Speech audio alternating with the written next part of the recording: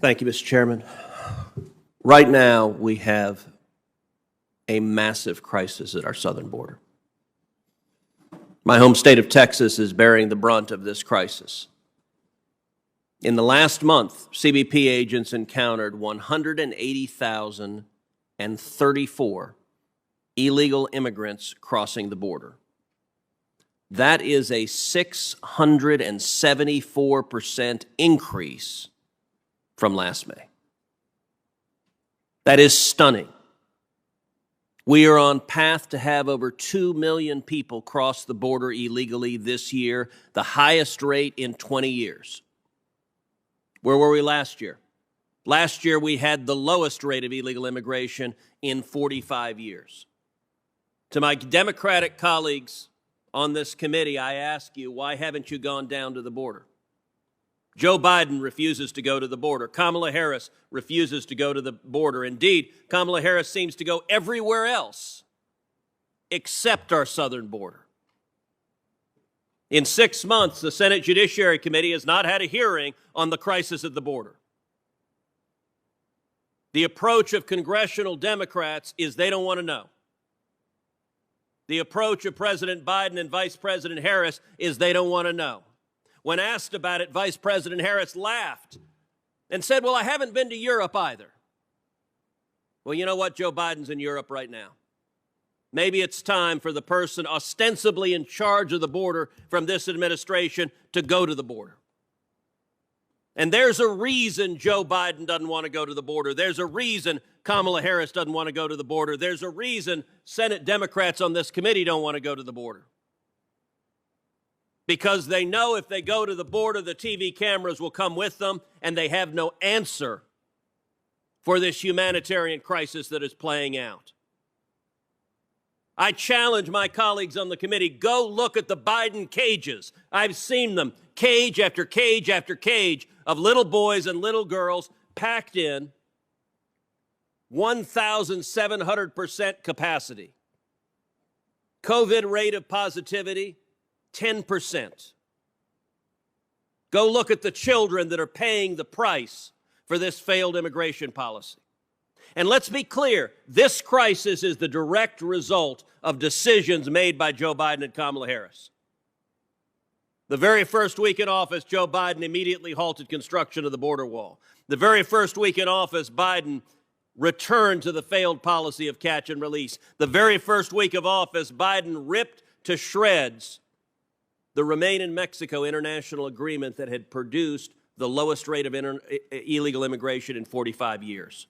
Joe Biden and Kamala Harris caused this crisis, and congressional Democrats are perpetuating this crisis by hiding from it and keeping the policies that aren't working. And let's be clear, it is evident to anyone who looks at the problem what the cause is. Here's what the president of Guatemala said when Joe Biden took office, quote, the very next day, the coyotes were here organizing groups of children to take them to the United States. That's the president of Guatemala. How about the president of Mexico? Here's what he said. He said that people see Biden, quote, as the migrant president, and so many feel that they're going to reach the United States.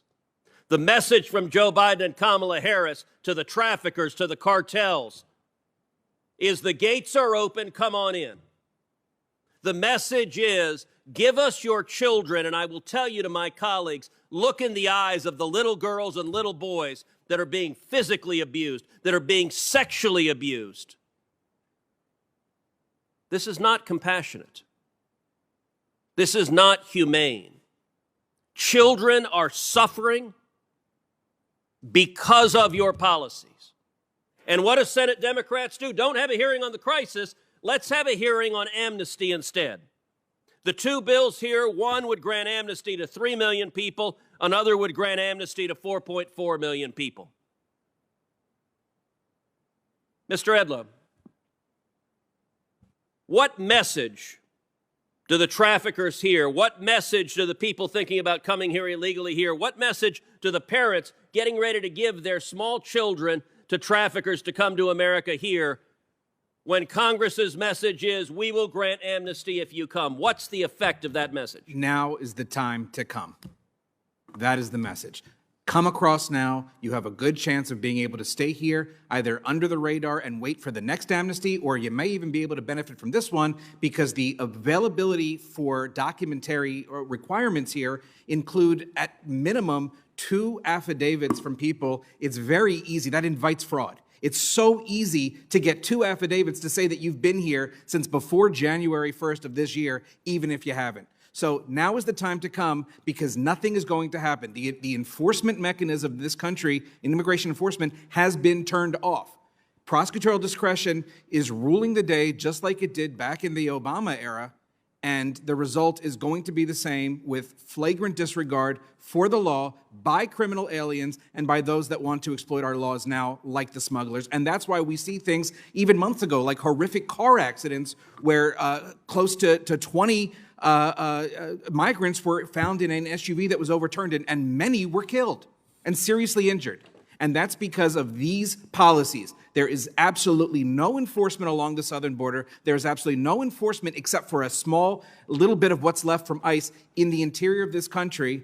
And immigration courts are being told to just go ahead and terminate cases if they don't meet the stringent requirements that they're needing to for priority. Because suddenly priority is based on limited resources that seemingly just turned up overnight. I don't understand what's going on right now because I can tell you, Senator, how it's supposed to be at the border. I can tell you how we're supposed to see people when they come over and what's supposed to happen under Section 235 of the Act. I have no idea what is going on. And I can tell you, Senator, whatever Border Patrol and ports of entries you visited, whatever Border Patrol sectors you visited, you are only seeing what's going on there.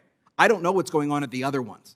And I don't believe there's any consistency in the way that it's being administered. Thank you. Thank you. Senator Cruz.